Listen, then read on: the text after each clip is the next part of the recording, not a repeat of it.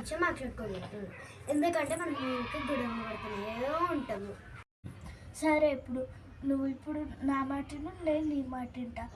ఇప్పటికైనా మనం గొడవ పడాలి. సరే అత్తయ్య, ఇప్పటి నుంచి నువ్వు నా మాట నేను నీ మాట వింటా. నువ్వు నా మాట నేను నీ మాట వింటా. అది కాదత్తయ్య, నువ్వు నా మాట నేను నీ మాట వింటా.